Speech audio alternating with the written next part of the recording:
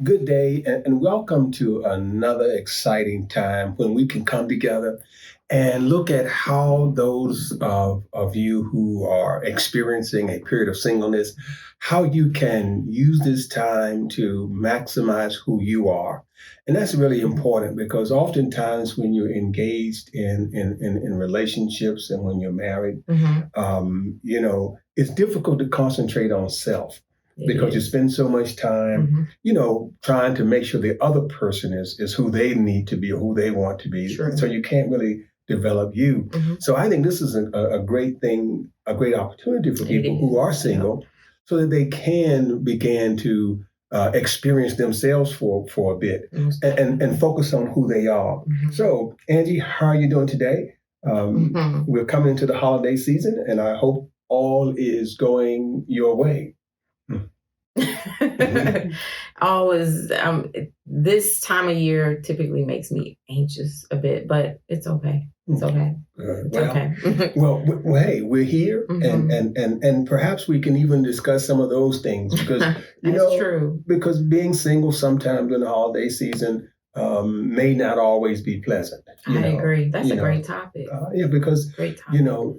Sometimes we want to be around family and loved ones, and sometimes that's not always possible for various reasons. Oh yeah, most definitely. But today we want to talk about a really a good topic, and that deals with understanding who you are as a person and your value. Yes.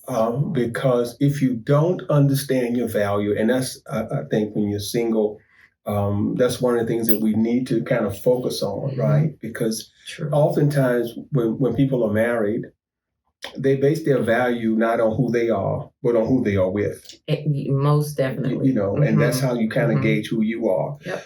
And that's really a bad way to look at things because if my value is based on who I am with, that means when I don't have that person, I think I don't have value anymore. Most definitely. And it kind of makes you feel bad about yourself. So maybe you can shed some light on how we ought to view ourselves and how we ought to see ourselves as humans in this society, and how we should allow who we are impact how we see the world. Well, you just said something just opening. You said a lot of times when we're married, we tend to view ourselves based on who we're with. And that is so true.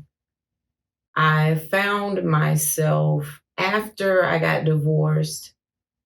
In the single world, we typically want to connect ourselves with someone because we do tend to think that we're more valuable, so to speak, when we're with someone. And then when you're always getting that question posed to you, just depending, I know the one question I get the most: you're too pretty to be single. Why are you single? And I'm like, it's not based on looks. Being single is not based on how you look. It just depends on the things that you've gone through. And I'm like, I've been married before, but that doesn't decrease my value because I'm divorced now or because I'm single. But, that sometimes society views us in that way. So I will say that something that I've had to learn along the way is that we're all equal in God's eyes, period. We all are. And you mentioned something one day. You spoke of worth and worthiness and how we can get the two confused. And I did have the two confused. So now your worthiness may be depending on the job that you have. Like if you're an athlete, a model, that may determine your worthiness depending on, your position in life. But as far as who we are, just being human beings, we're all valuable in God's eyes. And I think we get that confused, and we need to all recognize that about ourselves. Well, and that's true. But, you said something that I want to kind of flesh out a little bit, if you don't mind. Sure. You said that oftentimes people will say to you, you're too pretty to be single, right? And I don't want to cause anyone to think that I'm saying this in the negative, right? Of course. But that is an issue, right? Because typically, especially with ladies, women tend to, and granted, I'm not a lady, but being a man, I know how men think. People tend to look at women and their worth to them based on their appearance, based on how we define beauty, right? How we define society, beauty in house. So how can women? How does a woman who has been hoodwinked and bamboozled by society to think that she is not worth, she doesn't have that worth because she may not have those those standard character traits that Vogue and Jet, the way society makes judges, that makes your beauty. How can a woman reestablish herself and see herself as having worth if everything she sees on television and in the magazine tells her the opposite? Well, once again, we're all beautiful regardless of what society says. God made us all unique and individual, so in our own unique ways. So I will say that I had to learn to just be me, and I'm still learning to be me and not do. I had a habit of doing, and I have to fight that urge all the time. And that comes from the programming. And I wouldn't say that I was programmed in that way. I sort of programmed myself in that way, growing up thinking I had to earn my worth. Because as a young girl, I didn't see my dad smile often. And I understand why now, not to say he was just an unhappy person, but I saw that smile whenever I could help out more, so to speak, financially. So that taught me, in my mind, my young mind, I need to earn my worth. I need to be able to contribute in that way. And I married someone that was the same way. So it just kind of goes on and on. So it has taken me all these years. I really didn't know who I was. Outside of being a wife and a mom, I didn't know who Angela was and the things that I love to do. And now I do. I can tell you, for one thing, what I will say, a lot of times when you ask someone, who are you, or you want to get to know them, they'll tell you what they do. And who we are is not based on what we do per se. We're still individual people. Right. And a lot of times women, we have a habit of competing, we want to be chosen to be that wife. So we're doing, cooking, cleaning, and turning tricks in the bedroom. It's true. That's what happens, playing stepmom. But don't turn a trick in the bedroom until you marry. That's right. Okay, all right. That's right. But what I'm saying, we have a habit of doing these things. No, you're right. I'm just doing it. Not being married. Yeah. Wanting to be chosen and, just going above and beyond, doing all we can just to be seen in that way. And then what happens is, of course, depending on the person and the character they have in their integrity, they're going to take what you have to give, or they may not even recognize that's what they're doing. And women and men both do the same thing. Yeah. They'll take what you have to give.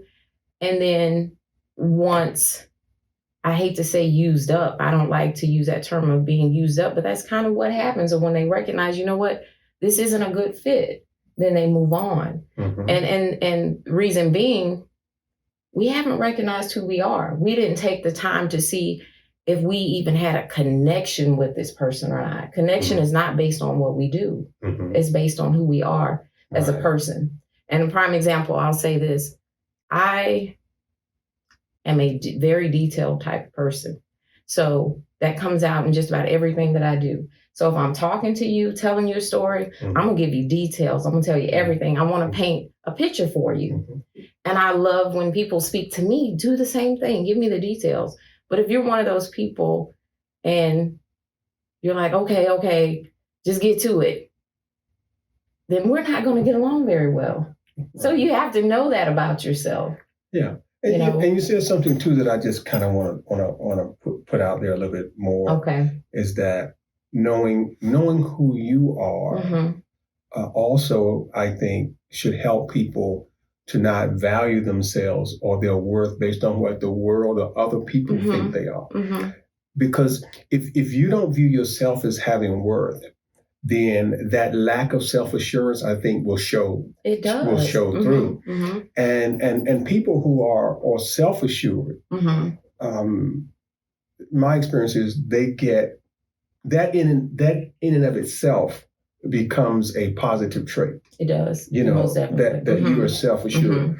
And self-assured to me can be manifested in several ways. And I'll say this right quick now, just because of my counseling experience, that sometimes I have noticed that women who have the lowest self-esteem will be the most flamboyant in their dress. And they'll, because they have low self-esteem, it's almost like they have to try to prove something by showing a little bit too much. And what I say to people is this: is that, hey, listen, you always want a certain amount of anticipation.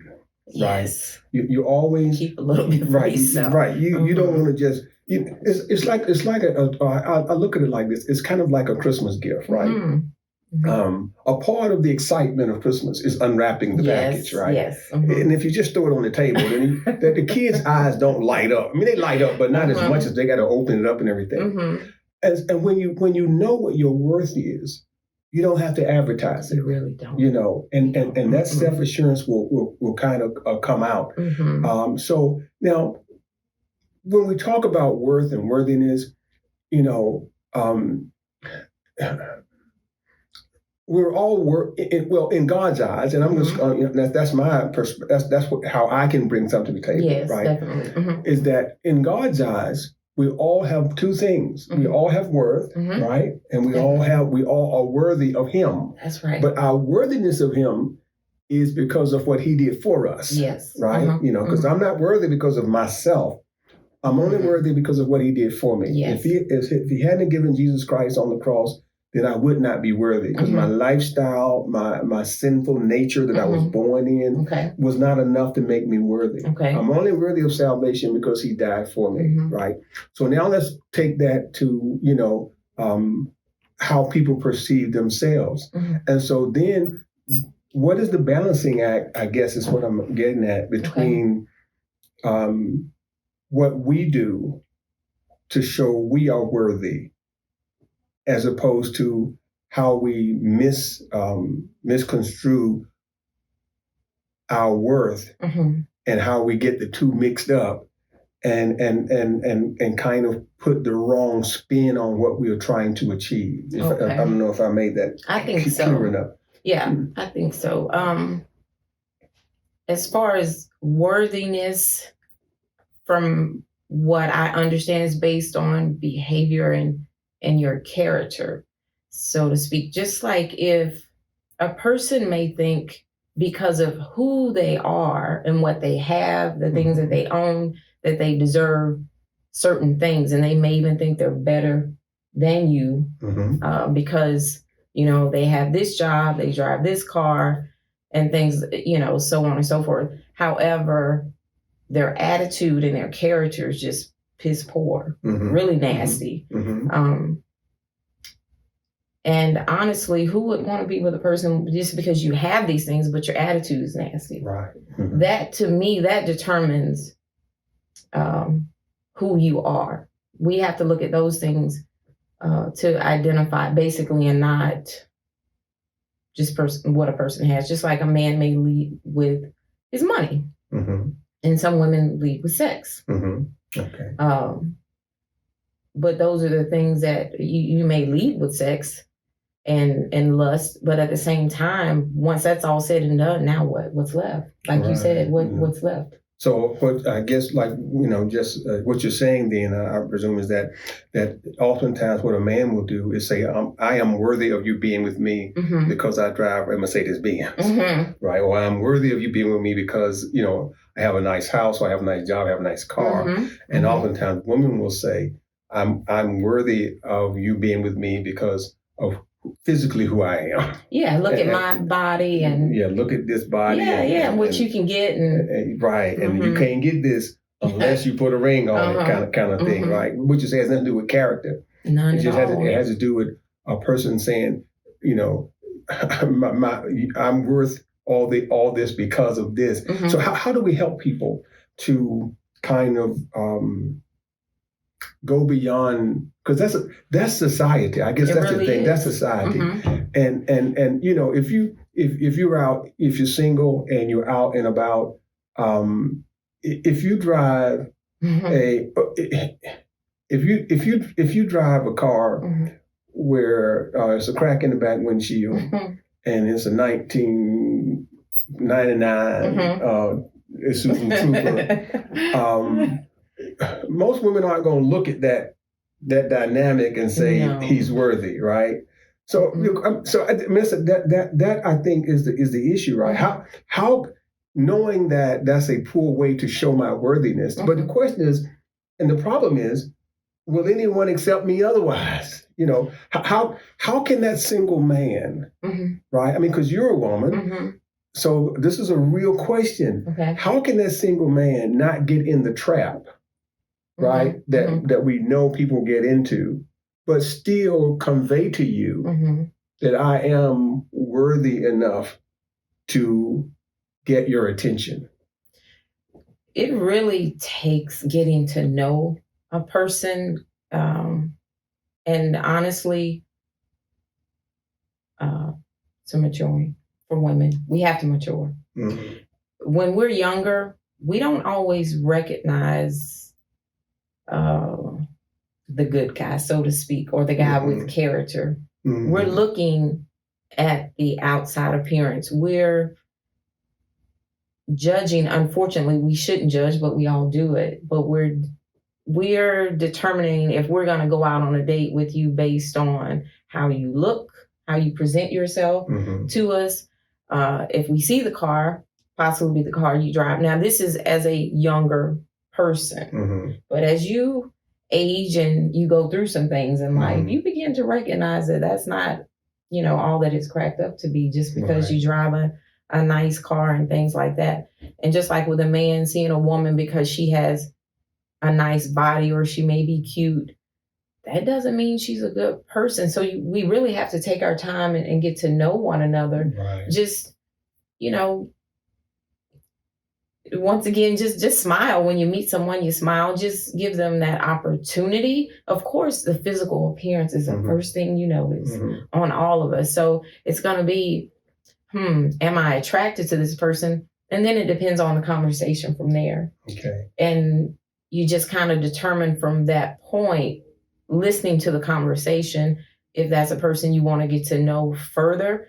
But in my walk right now, where I am, and meeting different gentlemen, it's different for me now. I don't, just because you want to take me to lunch or whatnot, that's nice and all, but if I can't sense the fruit or just know that you're a man of God just from speaking to you, there are certain things you just have to listen. You got to pay attention and let the Holy Spirit guide you. And if I'm speaking to you and your whole conversation is all about yourself, you'll know. We just know. Well, we know what we know. I hear everything you're saying, and I cannot say that I disagree intellectually. Okay.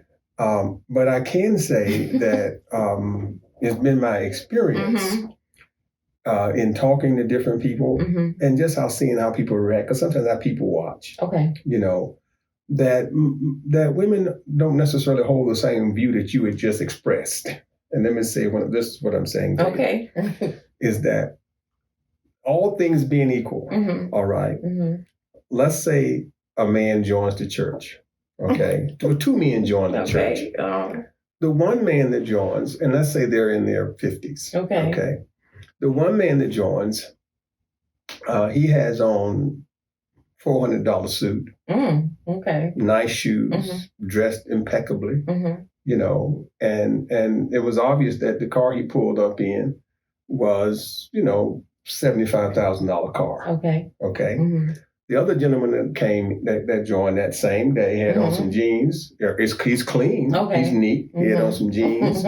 And he had on, a polo shirt. Okay. And he pulled up in a scooter. Okay. He can't take me no more. That's all I'm saying. Is that right? Okay. Is that, well, it doesn't mean that the rich guy has better character. That's true. But the problem is, the guy on the scooter, you won't even get to know his character because he doesn't get a chance to even talk. No. So I guess that's what that's where I'm at. I'm saying is that, well, because you're right. I guess my point is that it's easy for us to talk about, worthiness, but it's hard to put it into practice in real time, because at a certain age, there's a standard that women look at as a starting point. Right? Yeah, we do. And that starting point is rarely character. That starting point is self-reliance, and because if you say, "Where you live at with my mama?" See, it's going to take a lot for me to convince you that the reason I'm living with my mother is because she's an elderly woman and I take care of her. Because even if I tell you that, your thought process is still going to be, yeah, he riding a scooter. And so, he's telling me that's why he's there, but I know he's really there because he needs, a place to stay. When he may truly be there because he's helping her. True. And he may truly be on the scooter because she doesn't have the financial funds to take care of her medication. These kind of things. But all I'm saying is that everything we talk about so far sounds good intellectually. Yeah, it does. But what about applicationally? So I'm saying that also to say that the idea of knowing our worth and worthiness, I think, also requires each of us, as we try to maximize our own singleness, to recognize that bias that we all have. And we do. That honestly, bias. We really do. Because even I put it this way. When I was I used to go to a ophthalmologist that was located near Norfolk State. Okay. And he had a big plaque on, when you get back into the office area, and someone had made it for him. Okay. And it says, what the eyes admire, the heart will desire. That's true. Right. And that's very true. See, so that had nothing to do with character. It doesn't. And I think we have to, the thing is being single, not just, it's how we get past that, because I got to admit, most of us, that's where we are. So it's how do we get past it? How do we get to the point where we say to ourselves, well, listen, it's not what I see on the outside that really matters, but it's what's on the inside that matters. So how do I get beyond that? And I'm saying that because of this. If you can be the most beautiful woman in the world, but if your attitude is nasty, the more I get your nasty attitude, the less beautiful you will appear. That's right. Right? You can be a woman that doesn't meet my ideal standard, but the more I get to know you, and the more beautiful you are on the inside, the more beautiful you will appear on the outside. Exactly. Right? And that's what I'm saying. But first we got to switch gears a little bit to just say to ourselves, do you know who Rodgers and Hammerstein is? No, I know the name. Right. I mean, I know you're younger than I am, so I didn't think you would know. But because like I say, you're younger than I am. But Rodgers and Hammerstein, they were a group of writers. Okay. And the original Cinderella movie. Okay. There's a song in that movie that they wrote that from back to the 60s is always stuck in my head. Okay. The first time I saw that movie in black and white. Okay. And the song says this, do I love you because you're beautiful? Or are you beautiful because I love you? That makes you think. Right. And he's singing this song to Cinderella, obviously, because he sees And they sing to each other. Okay. But she's in tattered clothes because when he sees her now, she's back to her regular self. She's no longer the belle of the ball anymore, right? So do I think you're beautiful because I just fallen in love with you? Because now I'm seeing you as a maid, right? I think that question still rings true because if I get to know you, I will see you differently than when I first met you. That's right. If once the more I know the inside, the more I will omit those things about you that maybe I did not find attractive in the first place.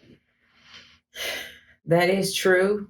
And everything you said is true. And it's really hard to apply. We can say it all day. But when you meet someone initially, if the physical attraction is not there, it's really hard. It's a wrap, ain't it?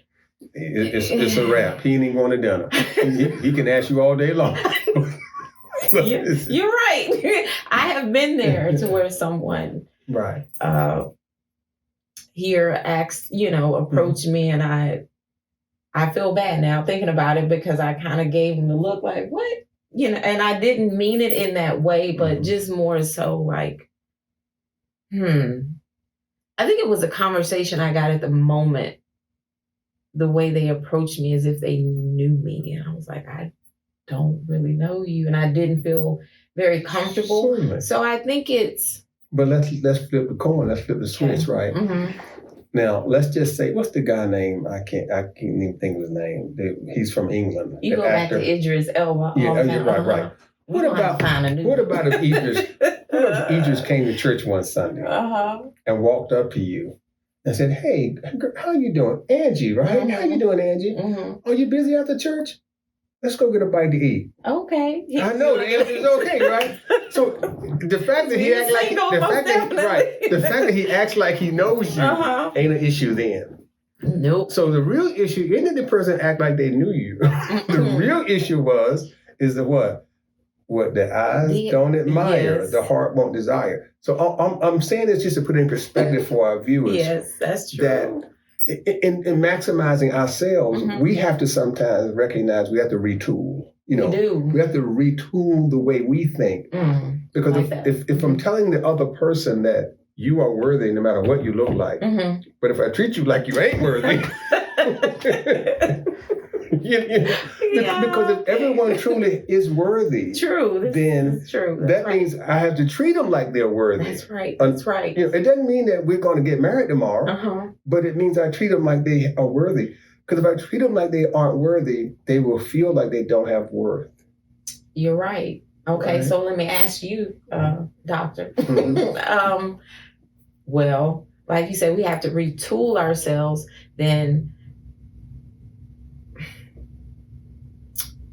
do we give everybody a chance? I don't want to say that. Well, I'm not saying you give. It's a different. I think the issue truly is this. Again, I'm saying, how do I maximize my singleness? I'm not single, but I'm saying that's where we are, right? So if I'm maximizing singleness, I'm not maximizing singleness so I can become married. That's true. Right? Yes. I'm maximizing singleness so I can become a better person. That's right. And so becoming a better person would say I treat everybody equal. That's right. You are 100% right about that. So that's what I would do then. So if the person, let's say for the sake of argument that, that I like women that have a 1-inch hair and they weigh 500 pounds, if that's my ideal woman, right, then that means I should treat the woman that weighs 100 pounds the same way I treat the woman that weighs 500 pounds. That's true. You're right. Because if I like them with a little meat on the bone, then I should treat both of them the same. That's right. Because my idea is not to pull either of them. What I'm trying to do is fix me. Okay. So my change is not, I guess that's what I'm thinking anyway, that my change is to fix me. My change is not to find somebody. You're right. Because if I fix me, whether I find somebody or not, I'm still who I need to be. You're good. You're right? Good and so that helps me to discover my identity with God. That's true. And that's what we should all be doing. I guess that's part of retooling, like you said, is to discover our identity in God, which is what I have had to do, and I'm still doing it every day. He reveals something new all the time, so it's an ongoing process. And discovering your identity in him has led me to fulfillment and purpose. I'm not perfect. So when I meet someone, it is still, I go back, that physical attraction. Sure. Or even, the conversation. And just to see if I want to allow it to go any further, further conversation, so to speak. But we definitely are, like you said, we are all of value, for sure, equal value, most definitely. Right, but, right. Because our value is not based on one trait, right? No, it's not. And so one person may have a high IQ, but can't cook, right? One person may be a master chef, right? But may not have a high IQ, right? One person may, have the ability to understand and nurture, right? Yes. And one person may not have that ability, but has such a strong work ethic that they can help you pay the bills.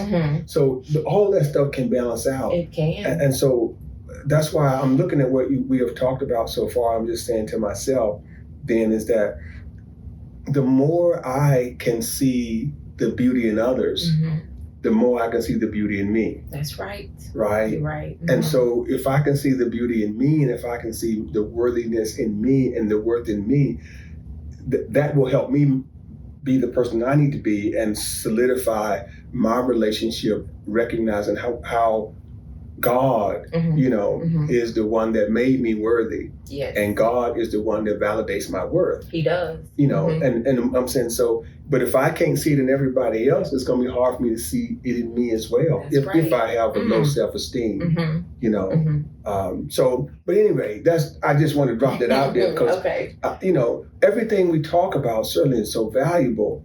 But I just want to make sure that the application of what we talk about is easy for people to or I won't say easy, but understandable. Because it's not easy to retool your thinking. It's not. Lord knows it's not. To transform our mindset. That's something different always. I'll give this quick example, and then I guess our time is just boom. It's like always. When soon as the conversation gets kind of good, time flies. Yeah. When I was a kid, I didn't like pecan ice cream. Okay. Right. Don't know why, I just didn't like it. And one day I'm talking to a cousin of mine. They had pecan ice cream. And I said, so I said this, I'm allergic to pecans. She said, I just saw you eating pecans. It was holiday time. We was over my aunt's house. And I said, well, I'm allergic to it in ice cream. And she said, that don't make sense. Because I was picking the pecans out of ice cream. Oh my goodness. And she said, if you eat pecans without the ice cream, why can't you eat it with the ice cream? Well, the truth of the matter is, when I was real young and I saw the pecans, they looked like roaches in the ice cream. Okay. That makes sense. So it kind of put something in my head. Yeah. And as I got older, even though I knew they weren't roaches, my eyes no longer admired it. Okay. So I did not desire it. Okay. But it didn't mean that the pecan ice cream wasn't sweet and it tastes good, right? So I use it as a reference to say that sometimes what we have been programmed to think of as not attractive really has nothing to do with whether it's attractive or not. It really doesn't. It's just what we have been programmed, to say what is. And that's why I like your first point when you were talking about don't let humans or society dictate who you are. Yep. We have to be careful, I think, as well, to say the same thing. We do. That, that I can't allow them to program in my head what is worth and what is worthiness. And I'm sorry. Yes, there's an example based. It's your program. I was in the nail salon a few days ago, and a young lady, there was two, one sitting here in the chair getting her feet done, one here getting her nails done, and they were talking back and forth loud. And they're young. And one young lady said, oh, guess what? The blogger reached out to me. And she was like, oh, girl, she said, you gonna talk to him? He ugly. And I was like, oh, my goodness, that's terrible. So she said, She said, "You think he ugly?" She said, "Yeah, he's ugly."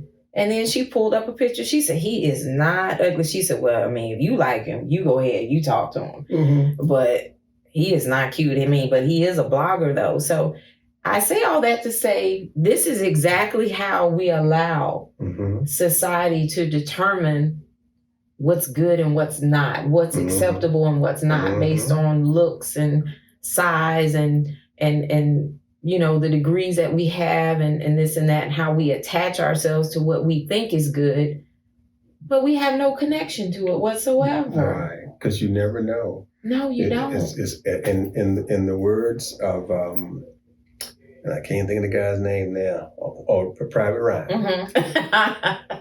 Life is like a box of chocolates. You never know what you're gonna get until you bite it. That's right. You just gotta try them. Look, right. That's right. So you're right. The blogger could have been a magnificent person, but if you try to judge the book by the cover, you will miss the plot. That's right. And sometimes you miss a great story. Oh, that is so true. Right. So I like that for words of wisdom. That's perfect. That's words of wisdom. Hey, listen, thank you all so much for joining with us on today. This is a great season to kind of get yourself together so that you can start the new year, right? Yep. Retooling and getting ready to face the new year with some great things. Any last words to the folk as we close out for today? I will say this. Like you talked about retooling, allow God to heal those broken places so you can do just that. That's the starting point right there. All right. That's it. Thank you. God bless you all so much. We love being in your home. Thank you for letting us be there. Until next time, have a wonderful day and let God continue to lead.